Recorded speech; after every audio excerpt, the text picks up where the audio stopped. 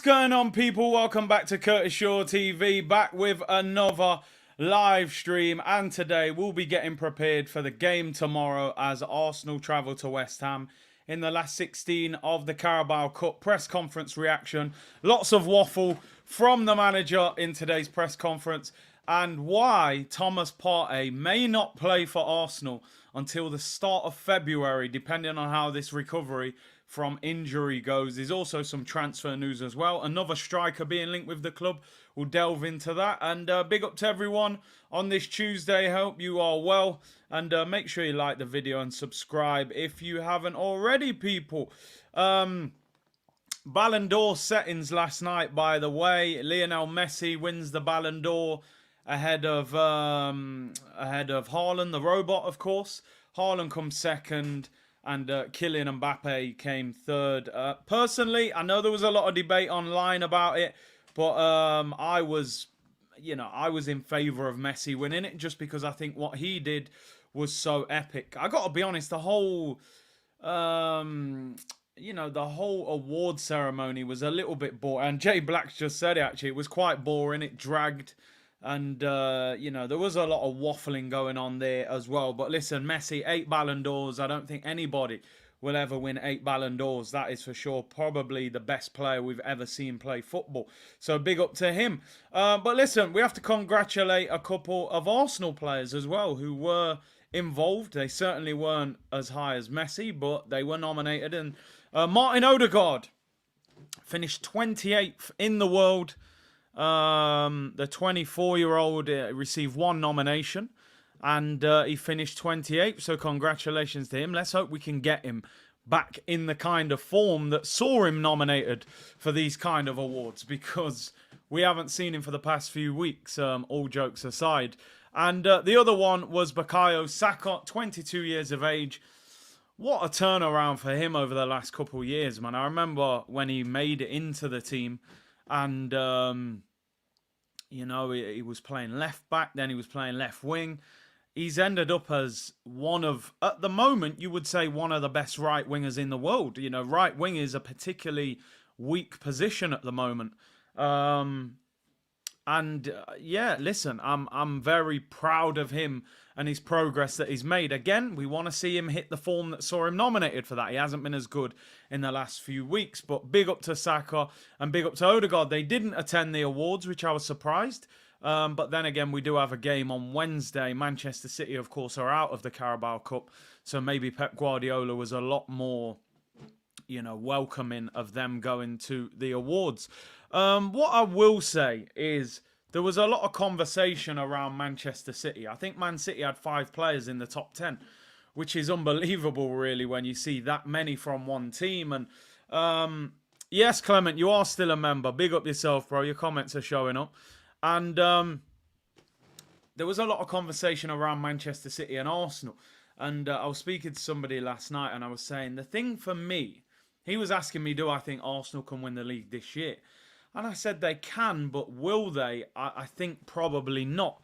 And the reason I think they probably won't is I think people have to understand that even though we only finished 6 or 7 points behind Manchester City last season in the end, there is still a large gap that needs to be bridged. You know, they dropped points at the end of the season because they'd already won the league. They rotated against Brighton, rotated against Chelsea.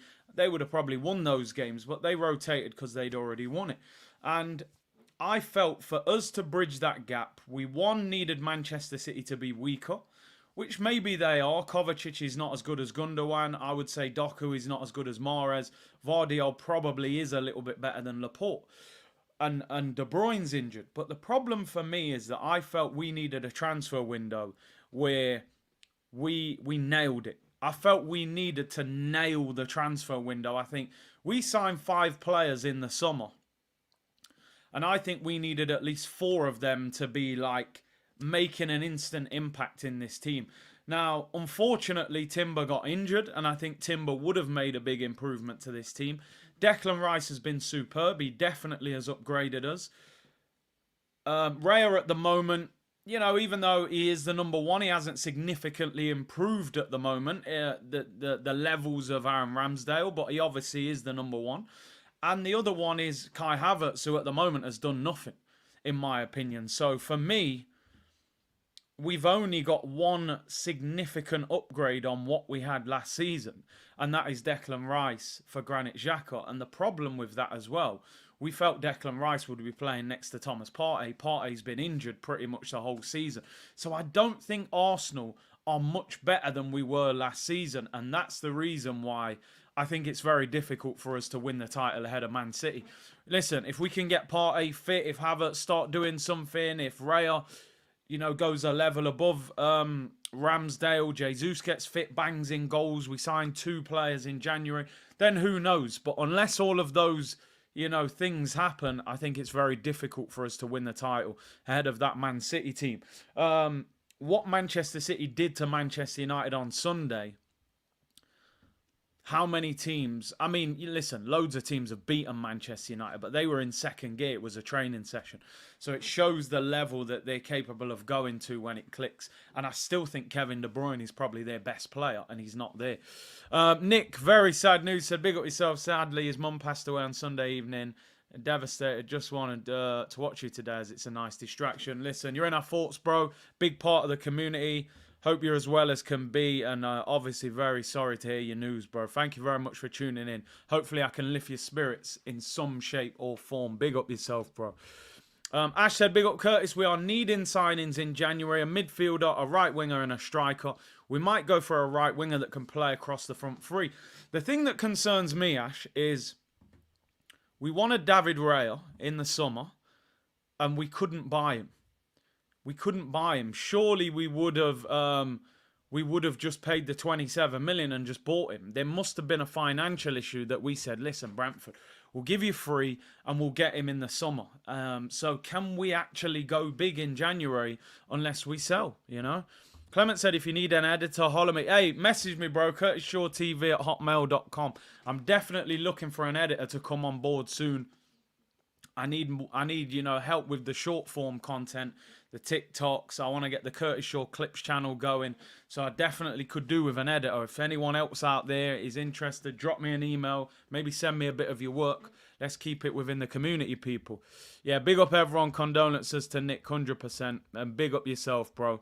Anyway, let's talk about Thomas Partey, people. Yeah, I'm with Hotmail, man. I'm old school, man. I'm old school. Let's talk about Thomas Partey. Remember him? He does play for us, I think. Not that we see him too often. And a couple of interesting things regarding Partey today. Now, I'm going to go into more detail in the press conference reaction, but I saw a little bit of what Arteta was saying. And he said, Thomas Partey, he was asked about the injury. And he said, I think he will be out for weeks. I don't know how long, but he's got another appointment today, and we'll see more after that. Now, I may be reading too much into this, but the way he said weeks was just like, he won't be around for weeks. Like, it wasn't like, a few weeks, Gabriel Jesus. He said weeks. Now, when you bear in mind tomorrow is the 1st of November, just to put it into context, he goes to AFCON at the end of December because the tournament starts beginning of January. There's obviously a little bit of preparation before the tournament starts. So he goes to AFCON at the end of December, around Christmas time. So from tomorrow, you're talking about 6.5 weeks until Christmas. The manager's saying he's out for weeks. He hasn't played for a long time now, so then he's got to get his fitness back up. It's not just about being injury-free. Okay, at best, you get him for 1 or 2 games before he goes to AFCON. He's then pretty much gone for the whole of January unless they get knocked out the competition quickly. So you're looking at potentially the next time you see a sustained run of form or games from Thomas Partey could be the beginning of February. Worst case scenario. Now, you've really got to say, haven't you, like, what was Arsenal's plan with him? Because what was interesting in the summer, it kind of felt like Arsenal were willing to get rid of him in the summer. They then sort of backtracked and said, we're going to keep him. They then tried to play him at right back in that inverted role. That was a disaster. And now we're kind of sat there going, what the hell do we do with him? Like, what do we actually do with him? The frustrating thing is Thomas Partey is one of the best players at Arsenal when he's fit. There's no doubt about it. He is the general. I can only imagine how good our midfield would be if we had a fully fit Thomas Partey next to Declan Rice. And then you get probably a better Martin Odegaard. Imagine how efficient that midfield three would be. But this guy, as I say, he's a chocolate teapot. He just melts now. I don't understand what happened. This guy never got injured in Spain, playing for Atletico. He comes to Arsenal, and the guy, I mean, someone just said he's made out of glass. He can't stay fit. He cannot stay fit. Now, I want to move on to the second part of this story, and we'll get your thoughts on this. A report coming out today. Oh, no, that's the same one. A report coming out today, people, that it could be subject of an offer in January from Juventus. Juventus could look to use the wages saved on Paul Pogba. Paul Pogba's obviously been banned, or is facing a long-term ban. Wages saved on Paul Pogba to get Thomas Partey in a loan deal. In January. Pogba is facing a long-term ban from football that would result in reduced wages from Juventus. Now, I've got to be honest. Right? Partey has, in January, will have 18 months left on his deal. I think Partey, in the summer, I think you get rid of him, right? Simple as that. You're not extending the contract. He's on 200 grand a week. He's a brilliant player, but he's never available. So we might as well write it off now. I mean, Juventus wanted him in the summer. They offered peanuts. I think it was like 10 to 15 million pound for it. Apparently, he didn't want to go Saudi, where we could have probably got better money for him. My sort of question to you is, if this was all that was on the table, would you take it? Now, me personally, I would tell Juventus to do one. Get out of it, right? This ain't some try before you buy, free 14-day trial. Cancel it before 14 days. It's Thomas Partey. He still would be a quality player if you could get him fit. And this is, Juventus, when they need money, they've got money, right? They paid 70 million euros for Vlahovic. So there is cash there. But if there's an obligation to buy him in the summer, would that change your thought process? Do you think just get him off the wage bill now with the money coming in the summer? So if it was a loan with an option to buy, I think nearly all of you would say no. What's the point? They could actually say no in the summer, then we're back to square one. If it was a loan with an obligation where in the summer they have to purchase him, would you be interested in doing it? Let me know in the comments, people, what you think. Stefano said send him to Saudi, but apparently he doesn't want to play in Saudi. He wants to be in a major European league. Elliot said bin the only loan from the cheap old lady. Simon said sell him in the summer, not before. Blue Mem said swap him with Locatelli. Yeah, a player we've been linked with a number of times. AFC always, I can imagine this as well. He said, I can guarantee when Partey goes to another club, he will not get injured. Prince said, we just need him back before the Liverpool game at Anfield in December. Mr. said, season is long, sell him in the summer. For me, if nobody's turning up with cash money in January, I keep him till the summer. I keep him, because, okay, at the moment, he's useless to us. But if you could get him February till May, a fit Partey in that run-in, that could be the difference. Let's face it, we're in the mix of the title race at the moment with no Thomas Partey. So if you can get him fit at some stage and get 3-4 months out of him, I think you try and keep him until the end of the season if there's not a major offer for him in January. At the moment, he's just a bonus. I almost don't even consider him an Arsenal player. That's how bad it is. If he does eventually turn up and play 15, 20 games, it actually gives us a massive boost in that back end of the season. Also, you've got to always think, when you're getting rid of a quality player, injury prone or not, you need to replace him. If you're only getting him out on loan and saving wages, does that actually help us in the pursuit of a replacement? You know, even a Douglas Luiz would cost 30 million, probably cost 40 million for Fofana from Monaco.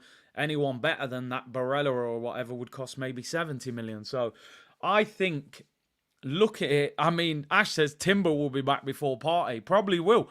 But can you imagine? And I know I'm creating a scenario here and a possibility, but can you imagine if we got to like February and we're in the mix where we are now, we're in and around, you know, top of the league. Can you imagine if we get to January, February, and Thomas Partey and Timber come back out of nowhere? I know, in the words of Arsene Wenger, you know, he's like a new signing. You know, can you imagine the boost? Last March, it all went downhill because we lost Saliba, and defensively we lost that stability, and just before that we lost Gabriel Jesus at the World Cup. Those two coming back would be mad for us. Imagine if we were top of the league, you sign one or two in January, and then Partey and Timber come back. Like, it would be mad. So for me, loan to Juventus, get out of here. Turn up with the cash or do one. Sell him in the summer. Year left on his contract. You don't extend his deal. He's been injury prone. And you know the sad thing, I think you get to the point now where you're saying to yourself, you know what? If Thomas Partey was to leave Arsenal in January or in the summer, all of a sudden I'm going, Thomas Partey's actually been a flop at Arsenal. Which, you know, is a shame, because in reality, you're talking about one of the best centre midfielders that we've probably had in the past decade, along with the likes of Santi Cazorla, Cesc Fabregas. Well, Fabregas was just over a decade. So he just hasn't been a success. He hasn't played enough football. Last season was the most he's played. He turns 31 this June. I think this will be his last season at the club. Like I said, if he comes back, it's nothing more than a bonus. I'm genuinely not relying on him at any point for Arsenal. Simon said, we tried to sell Tierney, couldn't even get 25 million, so we need to sell 10 or 2 to buy again. It's crazy how bad we are at selling players, isn't it? But the problem you've got, if you're injury prone and you're on big wages, what are you supposed to do? What are you supposed to do? The selling club would look at Thomas Partey and go, bro, this guy's injured all the time. He's on 200 grand a week. We'll give you 13, 14 million for him. You ain't getting more than that. Genuinely wouldn't be surprised if he goes for 15 mil. I think he'll go for less than Granit Xhaka.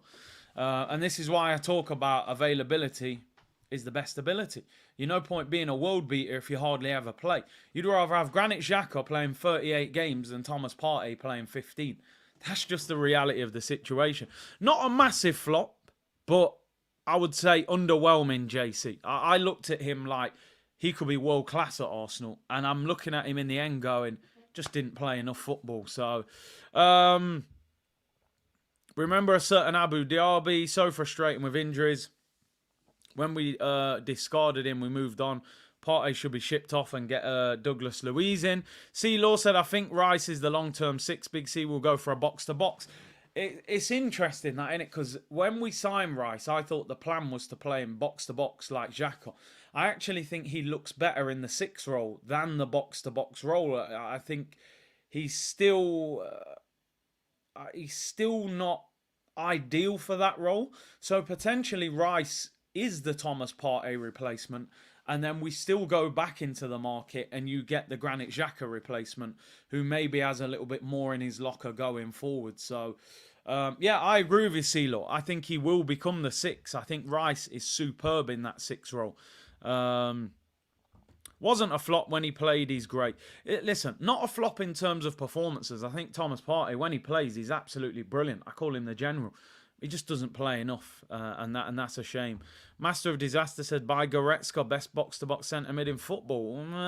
Is he that level anymore? I'm not sure.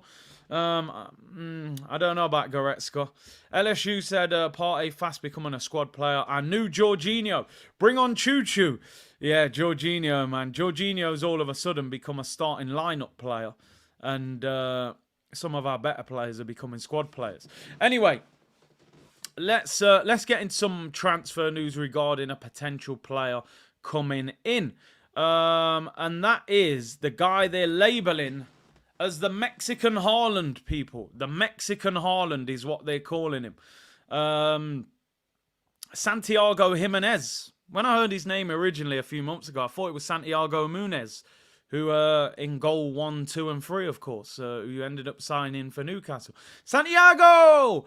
But anyway, Santiago Gimenez, who's taking the Dutch league by storm at the moment. They're calling him the Mexican Haaland.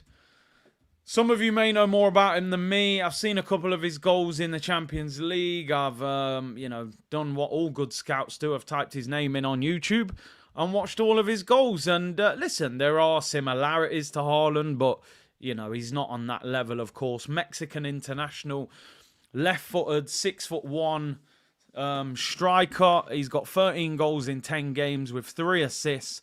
Plays for Feyenoord, and a lot of clubs are looking at him. West Ham are interested, Newcastle, Arsenal, and apparently Chelsea. I mean, Chelsea are in for everybody.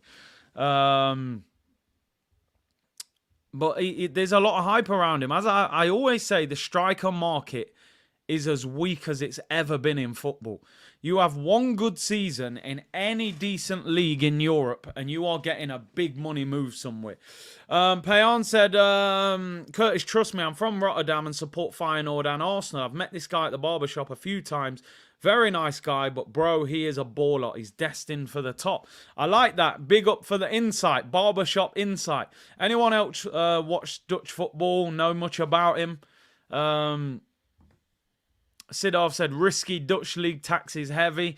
I mean, yeah, you're looking at it, you remember the likes of Kesman, who banged in goals. Memphis Depay was a baller. But then, on the flip side, you look at Ruud van Nistelrooy, you look at, there are a number of players over the years. I know we're going way back, but, Carnu had been at Ajax, Bergkamp. So, it is hit and miss. It is hit and miss. There are players who've come from there and struggled. And they're ones who've obviously done the business. But he looks powerful. He looks aggressive. He's left-footed. And like you said, yeah, Timber came from there. Luis Suarez, Van Persie. So there's mix and match. Anthony came from there, though, and he's been shocking at United. So I think with every league, it's a flip of a coin, really. Simon said, if we go for a striker, I want this guy. So clinical on his left foot. He's used to pressing with Feyenoord. If we don't get him, he will go to Spurs. I forgot to mention that. Yeah, Tottenham apparently are interested in him as well. And of course, they haven't really signed a striker to replace Harry Kane. They've just moved Son central. So, listen, the club are obviously doing their due diligence. We potentially need a striker. We know that in January, there's going to be potentially an auction-type situation for Ivan Toney. I think a lot of the fan base want Ivan Toney. Some people don't. But you've always got to potentially have a plan B. If that price ends up getting too high on Toney, Arsenal are not afraid to walk away. This may be the alternative. Now, apparently, they're looking for around 60 million euros, around 50 million pounds, which is a big risk. I've got to be honest, it's a big risk for a guy that's breakthrough season was last season. He got 15 goals last season in the Dutch league in his breakthrough season. He's now got 13 in just 10 games. Feyenoord are playing very well at the moment. They seem to be rejuvenated, and he is the main guy at the front of that. He's the number one striker now for Mexico. Didn't go to the World Cup, but he's now the main man ahead of Gimenez. So £50 million for a guy on the back of maybe 8-9 months in the Dutch league. I think that price is very, very steep considering the amount of games that he's done. But this is where we're at in football now. Manchester United paid 65 million for Højlund on the back of one season in Italy, scoring 9 goals. So it's a very, very risky market. I mean, listen, I've watched him a few times just since I've heard Arsenal's name being linked with him. He looks good. He's got good feet, can, hold the ball up. He's aggressive. He can score goals. The problem you've got with strikers nowadays, if you leave him for another year, 18 months, he'd probably cost you 80 million. That's how crazy football is. 2 years, you probably cost 70, 80 million. But one decent 8 months, you're going for 50, 60 million, which is why I said last year it was crazy that we allowed Balogun to go for 35 million when, in theory, Balogun had done more than what this guy has done. I'm not saying he's better than him, but if you looked at his CV, Balogun could say, well, I've got a 20-goal season under my belt in the French league at a bang average team in France. This guy's got 13 goals at one of the best teams in Holland, and we're talking about 60 million euros. So it's a risky market. It's a very, very risky market with the strikers, which is why I keep saying, if you're going to pay £50 million for this guy, is it not better to pay 65, 70 for Ivan Toney? And I'm much more confident in what he would produce. Now, this guy might end up being better than an Ivan Toney. You know, I mean, he could be a world beater. He could be the next Haaland. Who knows? Or even just, you know, a very good striker. But it just seems like for the price they want and for what he's done so far, there is a risk there at that sort of price. Unless you could maybe chuck them a player and reduce the price. Then maybe you get him for cheaper. Boniface, yeah, I know a lot of you. I know a lot of you like him. I haven't actually checked his stats for a little while. How has he started the season? At Leverkusen, I mean, he's got 7 goals, 3 assists in 9 games. So he started the season well. 2 goals in Europa League as well. The only thing with him, a lot of people hype him, but he hasn't really had a big goal-scoring season in his career yet. I mean, he was playing in Belgium, I believe. He got 9 goals in 37 games in the Belgium league. So I know he's 6'3", he's a big guy. But Leverkusen, notoriously difficult to deal with. That's the only thing, you know. They don't sell cheap usually, especially to English clubs. You look at Havertz, they got nearly 80 million out of Chelsea for him. So they don't often sell cheap, but yeah, he seems like a raw talent, bit hit and miss. The striker market is very risky at the moment. It's very risky. You can talk about Santiago Gimenez. He's only got 8-9 months under his belt. You can talk about Boniface. He's never had a big goal-scoring season. Seems a very raw talent. And he's only just signed for Leverkusen. So I think if you went to Leverkusen, you'd have to pay big, big money for him. That's a great point, Football Focus. There's a guy at the moment called Guirassy. He plays for, I believe, Stuttgart, Stuttgart. And this guy's had some wild season out of nowhere. He's 27 years of age. He plays for Stuttgart in Germany. He's got 14 goals in 8 games so far this season. He's ripping the German league to bits. It's his second season. Last season, he got 11 goals in 22 games. He only was there. He only played, for half a season. They signed him from Rennes. And he's ripping the league apart. In January, this guy has a £17.5 million release clause. But again, I'll be honest, I don't know nothing about this guy. I watched some of his goals, and I'm sure clubs will be trying to get him just purely because of the release clause. He plays for Guinea. And he's at Stuttgart. He's ripping the league apart. But you just never know. You know, I remember Papu Cisse at Newcastle coming to the Prem. He was scoring goals left, right and centre. Him and Demba Ba up front. Within 6 months, that Cisse fell off, you know, and no one really... They're calling him Jurassic Park. Yeah, Jurassic. But 17.5 million is not a bad risk. I mean, Charles said Guirassy is better than all of them. I've watched him play. Is it a purple patch or is it a genuine top quality striker? That's the problem. Anthony said, every time I think it's Kane leading the goal scorers in the Bundesliga, I see this guy above him. He's having a wild season. Everything he hits seems to be going in. But listen, the strikers market, it's limited. There's a lot of risky players out there. And this is why the likes of Osimhen will cost you 130, 140 million. And this is why Ivan Toney will probably cost you 70, 80 million. So, yeah, Cisse scored a banger against Chelsea. I remember that over Peter Cech. Gold Gunner said 17.5 million is like a fiver in today's market. Yeah, could be worth the risk. Never said Bundesliga tax. Rather go for Watkins or Ivan Toney. I think Watkins would cost you 60, 70 million as well. They paid nearly 40 for him. So it's big money, big money. Jordan said, why Garassi impresses me more than the others is his calmness and composure in front of goal to make sure I hit the target. He doesn't need to run and do all these skills. I think clubs will be looking at him if that form continues. 17.5 million. You take a chance. He has a bad 6 months. You probably get 10 million back for him, you know. So listen, striker market limited. You got to be smart with what you're going for. Because there are a lot of players who their CV is not very long, you know. Anyway, people, it's that time of the day. If you are peckish, you are going to get fed now, people. Waffle settings from the manager, Mikel Arteta, ahead of tomorrow's game. Now, I just want to say, before we get into this waffle, we play West Ham United tomorrow night in the Carabao Cup. It's the last 16. I'm telling you now, for me, I can only give you my opinion. Tomorrow's game is a very, very big game for me. I am not in this category of, oh, it's only the Carabao Cup. I'm not in that category. I'm not interested in all that, right? You need to win trophies at big football clubs. We haven't won a trophy for 3 years. We haven't won the Carabao Cup or the League Cup. We haven't won it for 30 years, people. 30 years since we won the League Cup. Let's stop turning our nose up, dismissing trophies. Pep's won this trophy time after time after time after time. So why should we sit there and say, oh, I don't want it? No, I do want it. I want Arsenal to go to Wembley at the end of February, start of March, and go and win a competition and give ourselves a massive confidence boost for the rest of the season. Win the game, take it seriously, beat West Ham, and we're in the quarter-final. And you get a decent draw there. Semi-final, you're going to Wembley in the final. Arsenal should be considered, with Liverpool now, we're one of the favourites to win this. Man City are out. I want the Carabao Cup.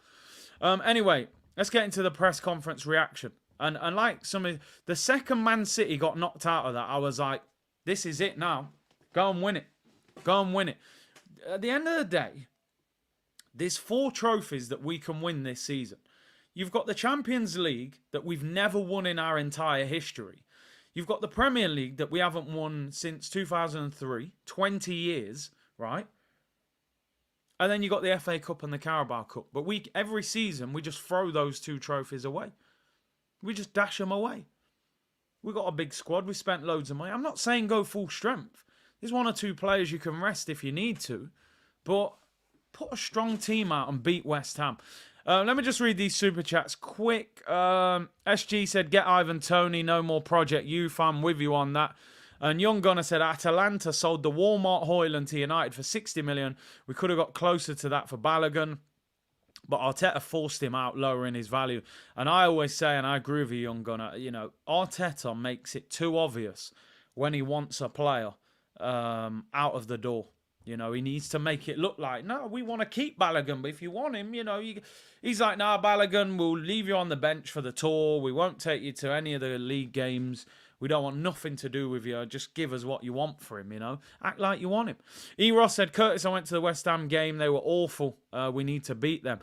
I just wonder, what is the thought process of David Moyes? Because Everton beat West Ham on Sunday, which was a bit of an embarrassing result for them. Does that frustrate him and he thinks, you know what, I'm going full strength as a punishment? Or does he think, you know what, I'm in trouble here. I can't afford to play a strong team against Arsenal. Well, yeah, Don, you're right. Arteta seemed to be indicating that the owners forced Balogun out, which could be true. Spent 210 million. They're going to want to make some money back. All right, let's hear what the manager had to say ahead of the game. Looks quite angry there, considering we won the last couple of games. Let's see. On team selection and if it has impacted our upcoming game against Newcastle, he said, nothing. We have to beat West Ham. It's a competition. We have a chance to progress and win a trophy. Our mindset is focused on that. That's interesting, isn't it? Like, you're asking him about Newcastle. We play West Ham tomorrow, mate. Like, you can't just ignore that. On the importance of this competition, what it can do for the players, he said, doing what we are doing, being consistent, playing better than the opponent. Tomorrow against West Ham is going to be tough. It always is away from home against them. We want to continue with the momentum and form. And And West Ham is always a difficult game. Nyamin Waffles, sipping syrup, time to lay this hammer down with some Coman music. Big up yourself, Elliot Roberts. Mickey Rolls in the building. On if it's a similar approach to our last game against Brentford, he said yes, and the context is a bit different because we got some injuries. We don't have too much availability in terms of squad, but I prepare the game in the same way we did there to try and win it. So he's kind of indicating there that we will rotate in some way, but maybe he doesn't have as many options. After this press conference, I'm going to try and go through potentially a side that I would pick, and you guys obviously let me know how strong you would go with your team tomorrow. On if Declan Rice is likely to feature against his former club, he said he's likely, is fit and can be involved. It will be his first time back at his old club and a beautiful moment, I think, for him. Listen, all of you know in the comments, any of you have played football at any level, there is something unique about playing against your old club. Actually, sometimes it can become emotional in the sense that you're trying too hard and you don't have a good game. But sometimes you're so determined to show them how good you are.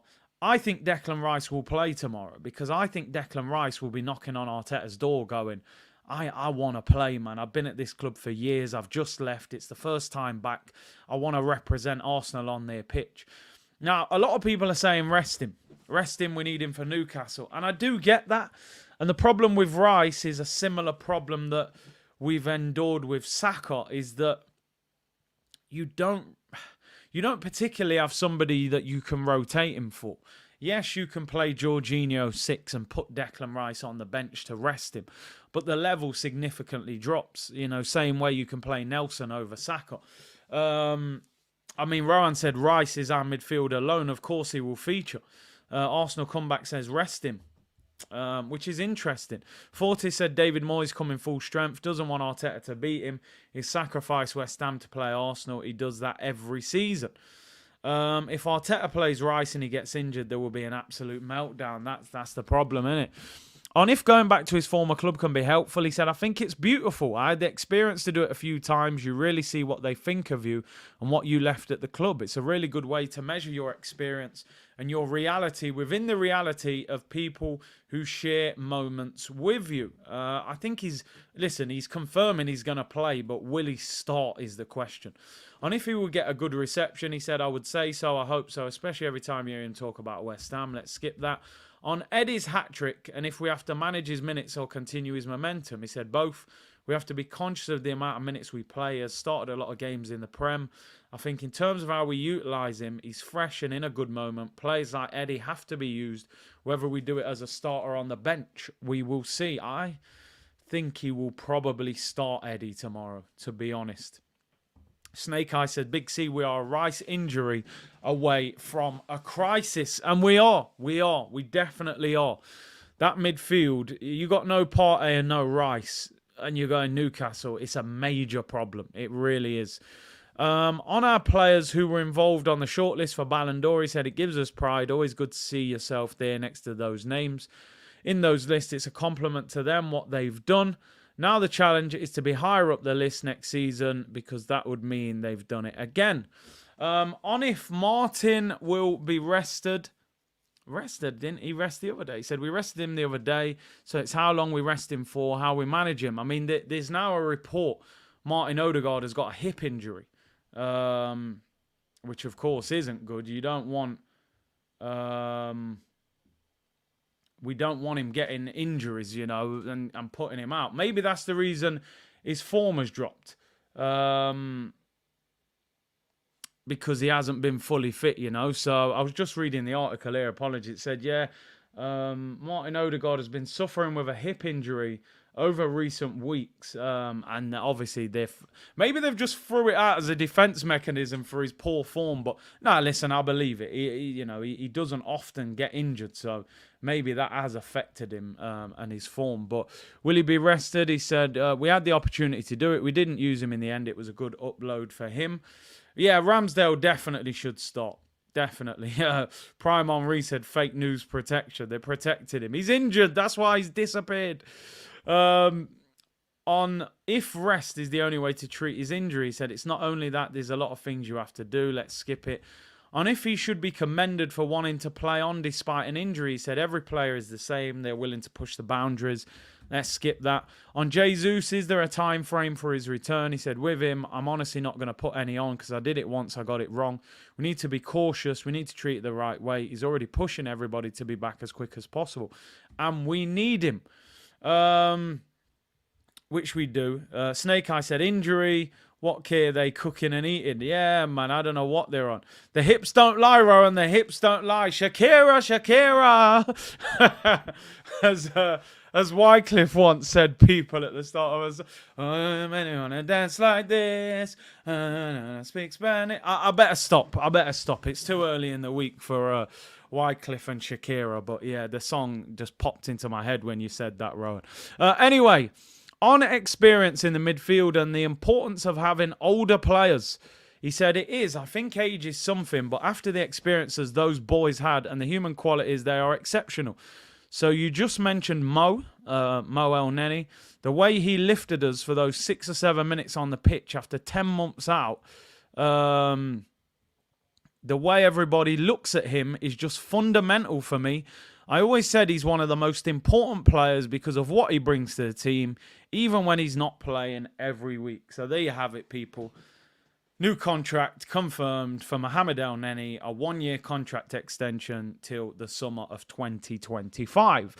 He's one of the most important players, according to the manager, Mohamed El Neni. Listen, he's another one of them guys, isn't he? He trains well. He's probably on time every day. He'll run for a brick wall because he cannot believe he's picking up 55 grand a week playing for Arsenal and he gets new contracts. So that for me needs to stop. Listen, he might be fantastic in the dressing room. He always looks happy. But his time's got to be up in the summer. I'm sorry. I don't want to see a contract extension for El Neni and I don't want to see one for Jorginho. And to be honest, I don't want to see one for Thomas Partey. Them three all need to go in the summer. We'll start again. Declan Rice and go and get 2 new centre midfielders in the summer. PK don't lie. Yeah, you're right. You know, I think Shakira's going out with Jimmy Butler now, the Miami Heat basketballer. But anyway, let's not go off topic, people. It's all mad. I seen Steph Curry get like 42 points last night. I was up late watching NBA. Anyway, let's move on if those players can be replaced with experienced players or if that can be grown from within our team. He said, yes, for sure, and that would be part of the other plan. I think it's something critical for our squad, and as well that the squad is designed in the profiles we have. We always have played as role models off the field, which is important. Yeah, let's skip it. On Charlie Patino's progress at Swansea, is there a future for him? He said there's always a pathway. On if there is a timescale for Thomas Partey's injury, he said, I think he will be out for weeks. I don't know how long, but he's got another appointment today, and we will see more after that. Oh, God, I mean, I don't know. Yeah, Leahy said you got to respect Mo's hustle. He does. He plays the game perfectly. It's like somebody in an office who's not that good at their job. They start at 9 o'clock every day, but they turn up at 8:45. And they buy their manager a coffee. Do you want a coffee, boss? What, latte? 1 sugar? No problem. Nah, keep your money. It's on me. Stays after work. Everyone finishes at 5. Oh, I'm just going to stay a bit late, boss. Do a little bit extra. I'll be here till about 6:30. And everyone's going, wow, that guy's unbelievable. Extend his contract. You can't knock the hustle. You know, you can't knock the hustle. I can't lie, but I've had enough of his hustle. Listen, we've spoken about Thomas Partey in detail. Sell him in the summer. Simple as that. Rastaman said, it's me as well. Bye-bye, Partey. How do people still rate Partey? He doesn't play football. I think we rate him based on what we know he's capable of as a player. Yeah, I did see Curry rinse Dylan Brooks. Crazy. I'm sorry to go on the basketball chat again. I just seen that James Harden's gone to the Clippers, which is big news as well. But I'm definitely looking to do some basketball content throughout this season at some stage. Obviously, the time difference is a bit challenging because the games are at like 2 in the morning UK time. But we're going to try and do some NBA, you know. Is there a wider concern around Partey's injury record? I mean, you should be concerned, mate. He breaks down more than a clapped-out Ford Escort from the 80s. He said, it's a big concern because when Thomas is fit and available, he's been part of the team. We've seen the results and the impact he's had. This season, we have more protection, especially for that reason. We know in the last 2 seasons what has happened. More, I mean, do we really? We've got Partey, Rice and Jorginho and El Neni. El Neni and Jorginho is not sufficient. We had to address that. Now it has happened. It can happen in football. I'm so sorry for him because he is doing everything he can do to be right there. He was gutted. We are for him, but he needs to lift himself up with our support and go again. He's a player that is critical for us. Doesn't sound good. On the importance of the Carabao Cup and if it matters, he said, yes, I live exactly the same as the Premier League. I have the same feeling in my tummy. Maybe that's indigestion, mate. I'm joking, by the way. The same uncertainty and the same way to prepare. I'm going to be there close to the game. On if he thinks winning the Carabao Cup could be a stepping stone, he said, I do. Even if you are doing rotation, the role of the players that are committed to challenging for this game is critical. He said, I think if you want to grow as a team, you don't have that mindset. It's difficult. So the mindset of every 3 days and being able to do it in different ways and contexts as when you have a big game next week or we've just played a Champions League game.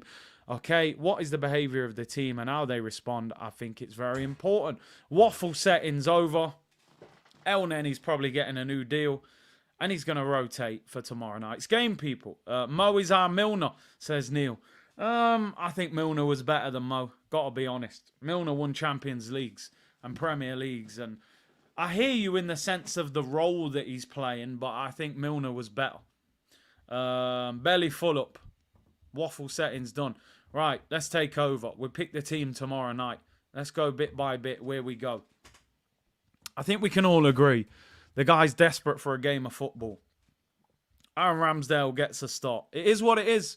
Whether you're a fan of him or Raya, this is him now. FA Cup, Carabao Cup, that's you, Aaron Ramsdale. So make the most of this 90 minutes and perform. The back four. Now, I'm thinking we are going to have to rotate a little bit. There's no doubt we're going to have to rotate a little bit. So, who would you go with in defence? I would... How could you rotate this and make this work? I'd probably play Ben White and Tomiyasu at fullback to keep us solid because West Ham do have decent wingers. If you look at Jared Bowen and players like that. So I would probably play Ben White because, I mean, you could play Tomiyasu at right back and play Zinchenko at left back. That's the other option. I'll go Tomiyasu. I want the defensive solidarity. It's West Ham away. Also, remember, Mikel Antonio and players like that, they're big. They're gonna be physical and good in the air. I would actually play Kivior and Gabriel at centre back. I would give Saliba a rest. I've just put Martin Elliott centre back.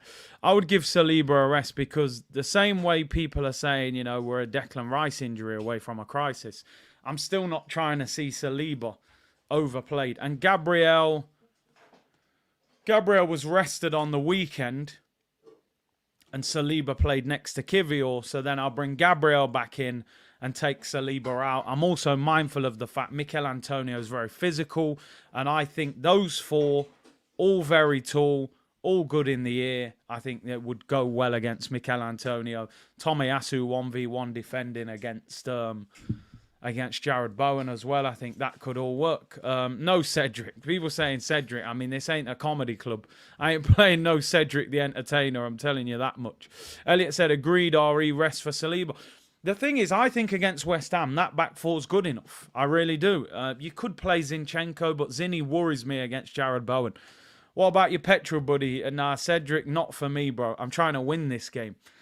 Now, the midfield is interesting because we got options here, right? But are they the options you want? I mean, you could go Declan Rice, but some of you may feel Declan Rice needs a rest. If it ain't Declan Rice, you play Jorginho or El Neni, which is not great. Is not great. You may have to play both of them in a double pivot. I'm not sure you can play one of them as a lone six. I I want Smith Rowe in the team, to be honest. I think he needs more game time. This is a really difficult team selection because I really want to win the game, but you also... It's the Declan Rice one for me that's very difficult because I do want to play Declan Rice, to be honest, but the thought of him potentially getting injured is crazy. It is crazy. Do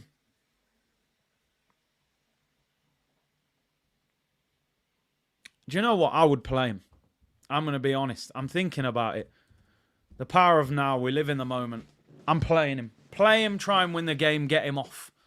I would go... This would be my midfield. I would go with that. I don't think we'll see that, but I'd go with that. Odegaard's rested at the weekend. Bring him in. I don't want... listen, I get it. People saying Jorginho and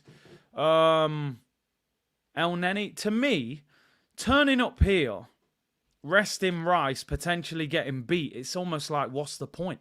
And then you end up bringing him on anyway.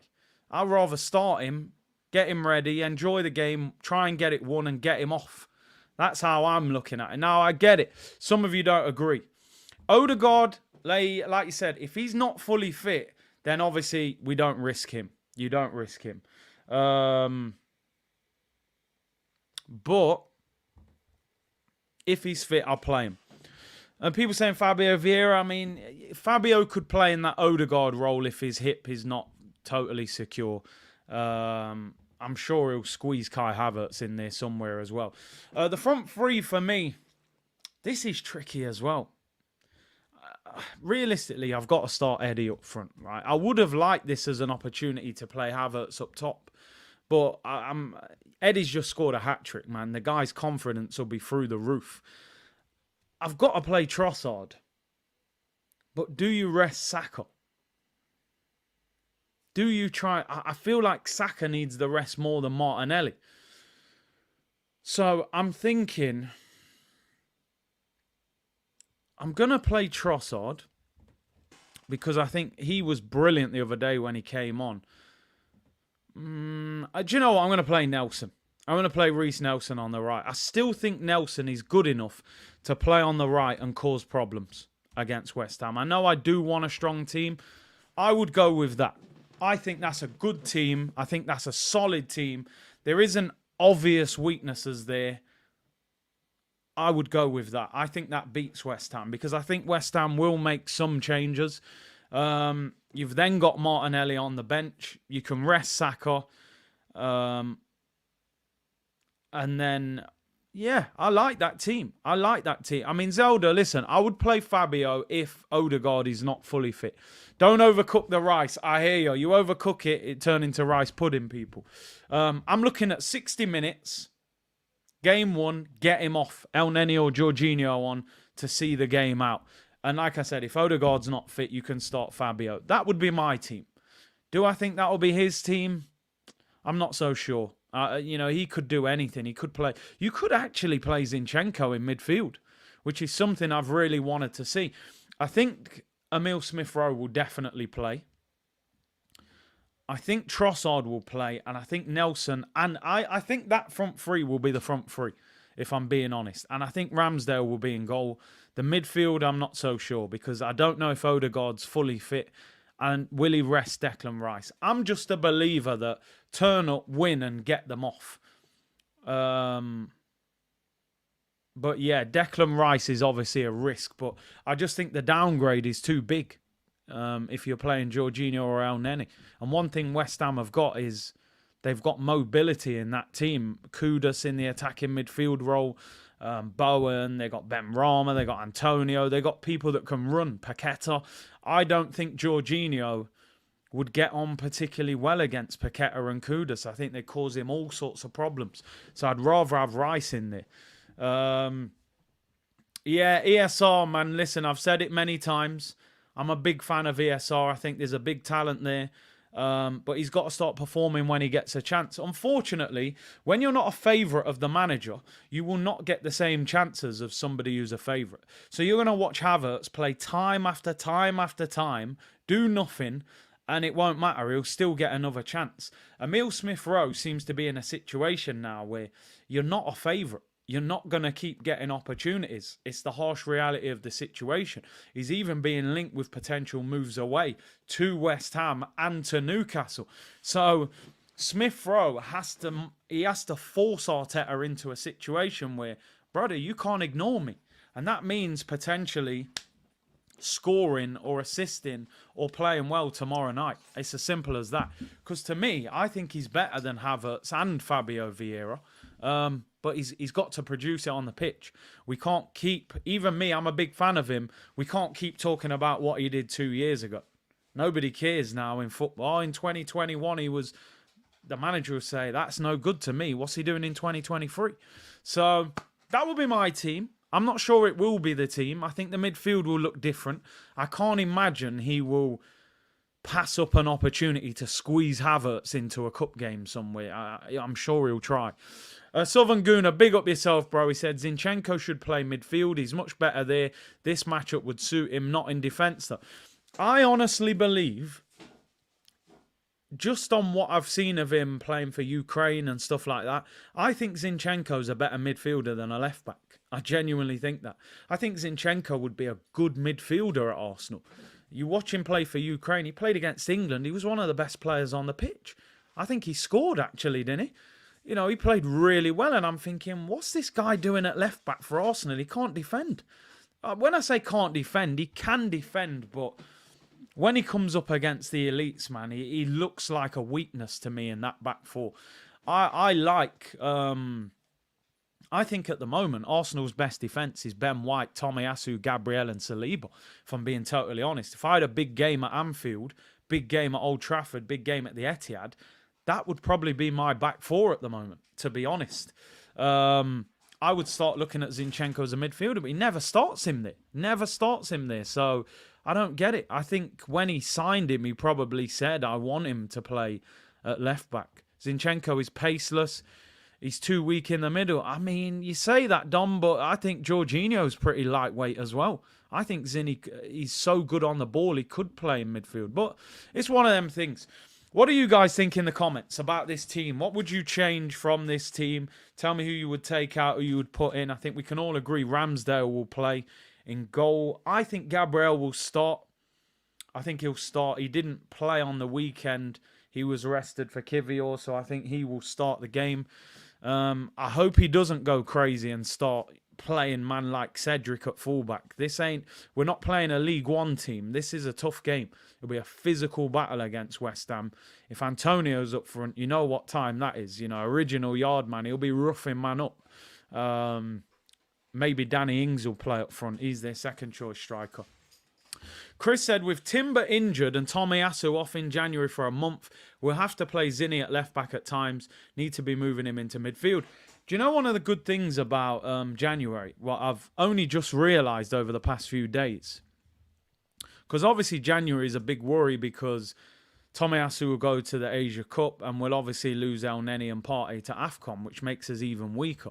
I was looking in January. At the moment, there's only 2 Premier League fixtures in January.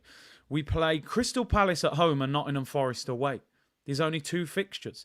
Now, the reason for that, there is a winter break at the start of January now, which they've brought into the Premier League. And the other weekend, where there's no fixture at the moment, that will be an FA Cup weekend. Now, obviously, we could get Manchester City in the FA Cup, which would be a nightmare, but all being well, maybe we end up getting a Championship club or something in the third round. So let's say we get a half decent FA Cup draw. You've then got Palace at home and Forest away. I think we can survive without maybe a Partey, a Tomiyasu, and 1 or 2 others. And you hope by the end of January we've actually signed 1 or 2 players as well. But listen, as I said, for me, the Carabao Cup is important. I want Arsenal to start winning trophies. I'm sick of us having good seasons and ending up trophyless. You know, you remember the years where you saw your team win things. Even if your team wasn't that good in the league. Last season we finished second, we didn't win a trophy. If we'd have finished second and won the FA Cup, You know, you might go, okay, it was disappointing not to win the league, but at least we lifted silverware. At least we went to Wembley. You never forget cup finals that your team wins. I'm sure you all remember us beating Chelsea when Aubameyang chipped the keeper, or when Sanchez scored. Win trophies. We haven't won a trophy for 3 years. We're in no position to turn down trophies. Turkish said Cedric must get game time. He's got to be bantering. He must be. Big up Turkish, though. 40 said, as a fan of CSTV, I respect that you believe we should go for the match and the cup. Too much man on and channels overlooking the match and the competition. I don't get it. There's only one team in this country that should be overlooking that competition, and that's Man City. Because Pep can turn around and go, I've won that competition so many times, and I've just won the treble. So if we miss out on that, it's not the end of the world. For Arsenal, we've got no right to turn our nose up at the Carabao Cup. We haven't won it for 30 years. We haven't won a trophy for 3 years. I want to go to Wembley. The last time Arsenal went to Wembley for a cup final was during lockdown, you know, and hardly any fans were allowed in the stadium. I want to go to Wembley and watch Arsenal, even in a Carabao Cup final, right, and see Arsenal lift a trophy. A lot of these players haven't won anything at Arsenal. Ramsdale's, Odegaard's, these guys haven't won trophies at Arsenal. Okay, Community Shield, but I want to see these guys win trophies. So for me, it's a big game. Take it seriously. If we win tomorrow, we're in the quarterfinals. I think we're the favourites to win the competition with the bookies. Arsenal favourites, Liverpool second favourites, Man United third favourites. So there you go. Go and win the competition. So I'm looking forward to the game tomorrow. The starting lineup's going to be intriguing. That is for sure. It's going to be an intriguing starting lineup. We're definitely due a cup run. 100%. Timber, there are reports that he could be back before the end of the season, but we'll have to see. We will have to see. Liverpool probably favourites because their rotation, particularly in attack, doesn't seem to make them much weaker. You know, they're bringing in Jota for Gakpo or Darwin Núñez for Luis Diaz, or, you know, they've got a lot of quality up there. Too much loser mentality in this fan base. Happy to challenge in the Premier Champions League, but I want to win things. It's like Wenger, just happy for top four. I look at the 4 trophies, I split them into 2 groups. Champions League and the Premier there, FA Cup and the Carabao Cup are there. If you can't get those 2 at the top, you've got to try and get the next 2. At the moment, do you think Arsenal are going to win the Champions League? You would probably say no, unless we get incredibly lucky with the draw and, you know, City, Bayern and Madrid get knocked out. You know, it would have to be a miracle for us to win it. Can we win the Prem? There's a chance, but again, City look by far the best team in the Premier League. So it's going to be extremely difficult. So why should we not try and win an FA Cup and a Carabao Cup? You go and win them, finish second, you know. There's no guarantee you're going to win the league, so win the next best thing, you know? Turkish was serious. He's not interested in the Carabao Cup. That's interesting. I'd love to speak to him about that, actually. Don Robbie claimed the Carabao Cup is beneath Arsenal. Now, see, I totally disagree with that. I agree that it's not the main priority, but... And you know the thing? When you get to Wembley, or you're at home and you're watching your team in a cup final, especially if you're playing a big team as well... Like you said, CD, imagine Arsenal versus Liverpool Carabao Cup final. 80,000 at Wembley. Klopp and Arteta. That is a big game of football. Some people look down there and they go, oh, it's the Carabao Cup. It's sponsored by an energy drink. I don't care who sponsors it. Milk Cup, Littlewoods Cup, Coca-Cola, Carabao, Carling, Worthington. It's been named everything. I still want to win it. Was you gutted when we lost it to Chelsea? When Drogba sunk us? When Walcott was there? Was you unhappy when Birmingham beat us last minute? I bet every Arsenal fan felt that pain. So on the flip side, the win would still be good. So anyway, people, thank you very much for tuning in. Sky Sports saying Rice is set to play tomorrow. Listen, I would start him personally and win the game. Carl said, if Everton is given a 15-point deduction for 1 violation, should that mean Man City is relegated for their 100? I mean, first of all, they won't probably be found guilty for all 100 of them. It wouldn't surprise me if they get out of every single one of them. But if they're found guilty, they should get the same punishment. And worse if there's more charges. So, but listen, Man City's money's long, man. They got lawyers galore, so it wouldn't surprise me if they got out of it. Big up to Cole. Thank you very much for the super chat. Big up to everyone locked in today. Really appreciate your support. Nearly 2,000 of you in the chat. Make sure you like the video. Subscribe if you haven't already. I will be back tomorrow. The game kicks off at 7:30 p.m. UK time. I'll be live 6:30 p.m. UK time. We'll have an hour's build up. Looking forward to the game. And let's hope we can win the game. I think the Carabao Cup draw is later on in the evening after the game when Manchester United play against Newcastle the same night. And my old club Mansfield are still in the competition. It'd be great if they got Arsenal, especially if it was at Mansfield, because I still know a lot of people there. I'll probably get some good access. So listen, people, big up for tuning in. Like the video, and I will see you all tomorrow, people. Bless.